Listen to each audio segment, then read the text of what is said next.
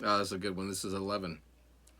30 spokes share the wheel's hub, yet it is the center hole that makes it useful. Shape the clay into a vessel, it is the space that makes it useful. Cut doors and windows for a room, it is the holes that make it useful. Therefore, profit comes from what is there, usefulness from what is not there. Woo! That's a good one. Now, in the West, we're often looking more at appearances, right? Like textures and colors and shapes and all sorts of things. In the East, however, at least in this Taoist principle, take this mug for example. Now, from a Western mindset, more like an Aristotelian mindset, I'd be looking at its form and function, its shape, its utility, its usefulness, its color. I like the earthy blues and greens going on. But for a Taoist looking at this mug, he's going to be looking at what's not there, like, for example, the empty space within, because it's the empty space within, what's not there, that makes this mug useful, and I can actually drink coffee or other beverages out of it. If you watch that movie Little Buddha that I recommended, when the Tibetan Buddhists come to the architect's house in Seattle, they had newly moved into it, and so it wasn't very furnished. It was mostly just open space, and the Buddhist monks just loved it, and they were talking about how great the emptiness was of this house. And you're probably familiar with, you've heard the words feng shui and all that, and it all kind of ties into this harmony and balance and energy and making room. And because where the emptiness is, that's where there's space to do stuff and for growth. So, for example, you're probably all sitting in some sort of room right now. Maybe some of you are outside watching this, but you've got your walls, you've got your windows, you got your doors, you got your floor, you got your ceilings. Okay, that's what's there.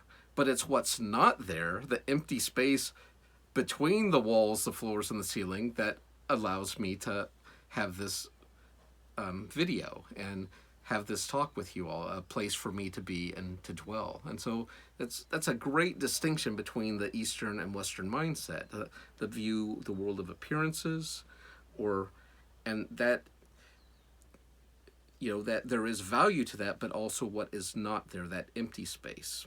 And let me give you a practical, this is like my little Dharma talk. I read years ago the story, it was called The Flute.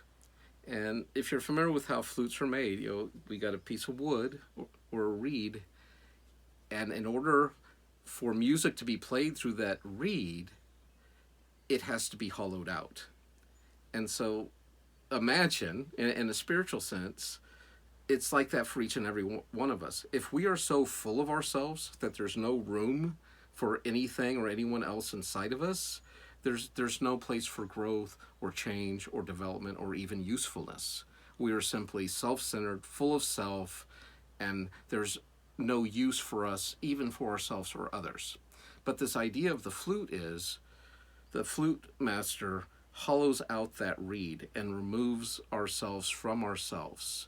And it's a painful, brutal process. And this is often accomplished through suffering, loss, sorrow, grief. And we don't like it. But it is out of this process that a space is made within us. And this is exactly how I see sorrow or loss or grief. It like burrows. It creates like caverns in our souls.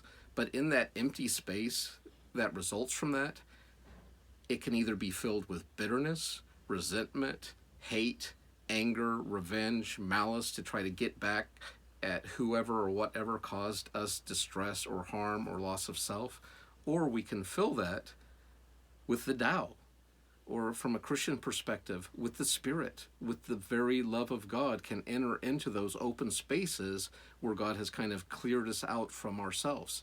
And now the universe, or in a Christian term, God himself, can play through our instrument because of the empty space he has created within.